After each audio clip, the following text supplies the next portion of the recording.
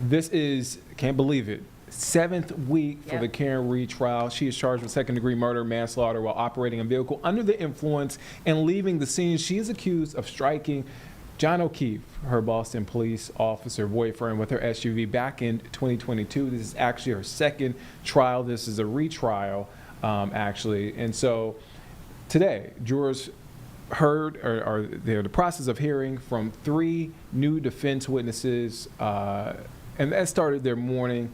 Jonathan Diamanis, I think I said that correctly, a childhood friend of former Massachusetts State Police Trooper Michael Proctor, was called to testify about a series of inappropriate text messages Proctor sent about Reed while serving as lead investigator in this case. I believe this is going to be a Dr. Marie Russell that just took the stand not too long ago. She's a forensic pathologist, an emergency physician. All right, so she is on the stand right now. So again, a lot has happened so far this morning. Again, we're in the 7th week of this trial. Let's take a listen in to what's happening right now. What you mean by the term differential diagnosis as a physician, emergency medicine physician and forensic pathologist? So when a patient, when a physician sees a patient and, or, an Imogen's case, and is attempting to make a diagnosis, it's very important that not only do they consider what they believe is the obvious, but also in their mind go through other possible diagnoses and determine if they can rule them out, so to speak. If they can rule them in, rule them out, so that they are not just focused on one thing, but they've actually given consideration to other conditions that may be causing whatever it is that they see. So, Mr. Wolk, if you could take that, we're going to come back to this back and forth, but I'd like to have it taken down until we do have the need to, and if we could have the lights go back on, Your Honor. Thank you. So, does applying a differential diagnosis, well, let me start out. Do you understand what confirmation bias is? I believe so. Yes. And does differential diagnosis assist or not assist in avoiding confirmation bias? I believe it assists in avoiding confirmation bias. So, in terms of differential diagnosis, did you apply that concept in the beginning?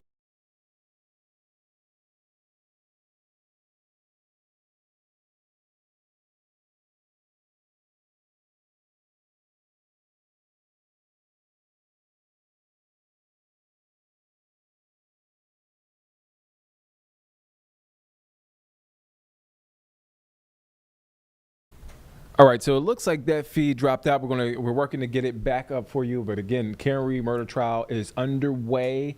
And on the stand right there is Dr. Marie Russell. She is testifying. She's an emergency physician and forensic pathologist. It looks like we got the feedback up, so let's get you back there. Again, Dr. Marie Russell on the witness stand right now. Other possible things or causes of wounds on an arm, and what they would look like, and the configuration, the patterns, etc. And then I figured out why these other potential causes of wounds in the arm did not fit this case. So is a phraseology a synonym for differential diagnosis, what doctors call ruling out something? Is that another way to say it as well? Yes. So we're going to come back to the differential diagnosis. I just wanted to have that question first. Now let's switch to the materials that you considered in forming your opinion about the nature and source of the wounds to Mr. O'Keefe. Describe what you looked at in terms of coming to your opinion, conducting a differential diagnosis, and avoiding confirmation bias. What did you look at? Well, I looked at pictures similar to this. So there were pictures taken at the hospital. There were pictures taken at the medical examiner's office. I looked at the medical records. I looked at the autopsy report. And I looked at other reports from the Massachusetts State Police. And then, that's what those are some of the things I looked at. Did you look at any photographs, including of clothing?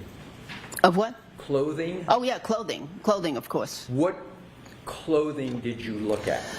So there was a shirt, like a hoodie shirt, that I looked at that had many defects in it.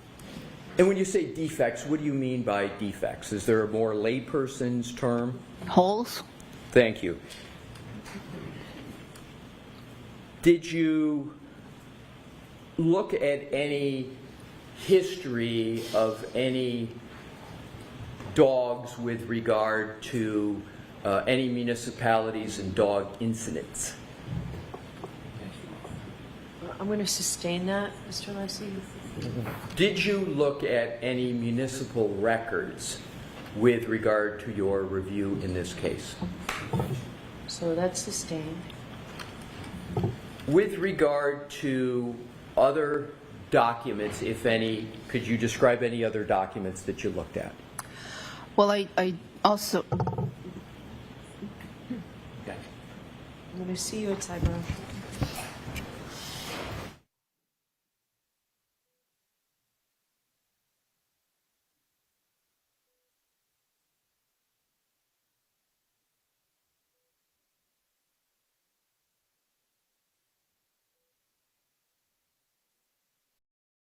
You're watching Live Impact News on WCNC Plus. I'm Nick Serderin. Right now, you're watching live Week 7, Monday, first day of Week 7 for the Karen Reed retrial.